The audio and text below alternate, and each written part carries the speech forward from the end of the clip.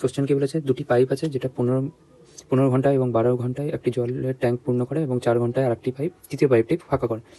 প্রথম পাইপটি সকাল 8টায়, দ্বিতীয়টা সকাল 9টায় এবং তৃতীয় পাইপটা সকাল 11টায় খোলা আছে। তো ট্যাঙ্কটি কতক্ষণে খালি হবে? তাহলে আমরা ধরে নিই এ বি সি পাইপ, এ 15 ঘন্টায় পূর্ণ করে, বি 12 ঘন্টায় পূর্ণ করে, সি ফাঁকা করে। তো মাইনাস হবে এফিসিয়েন্সি। এই দুটোর এলসিএম নিয়ে নিই,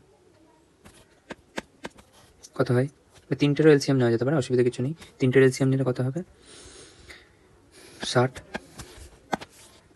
4 ইউনিট, 5 ইউনিট, 15 ইউনিট। কিন্তু এখানে মাইনাস হবে কারণ ফাঁকা করছে। প্রথমটা সকাল 8টায়, দ্বিতীয়টা সকাল 9টায়, তৃতীয়টা সকাল 11টায় খোলা হচ্ছে।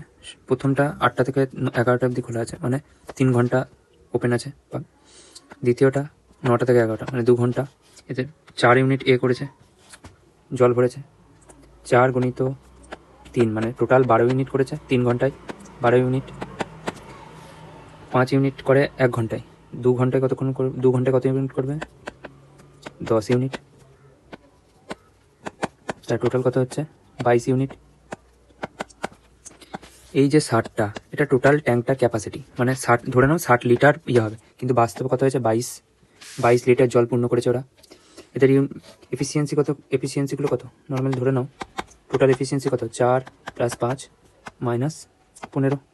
তাহলে এখান থেকে টোটাল আসছে -6। তাহলে কতক্ষণে ফাঁকা করবে? ফাঁকা করবে কতক্ষণে? টোটাল কত? 22/6। মাইনাসটা ডিনোট করছে ফাঁকা করছে, তারপর কোশ্চেনে বলা হয়েছে খালি করে, খালির জন্য মাইনাস হচ্ছে। তাহলে এখান থেকে কত আসবে? 2 দিয়ে কাটি, 2 11, 2 3।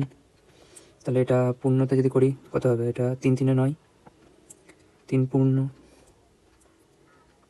2/3। তো এটা 3 ঘন্টা 40 মিনিট। 60 দিয়ে যদি গুণ করে দিই তাহলে 40 আসছে, 40 মিনিট।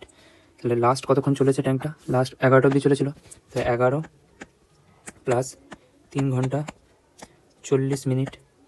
তাহলে এটা হবে 12 ঘন্টা, 14 ঘন্টা, 14 ঘন্টা 40 মিনিট। মানে হচ্ছে এটা অ্যান্সার হবে 2:40, দুপুর 2:40, মানে অপশান ডি অ্যান্সার।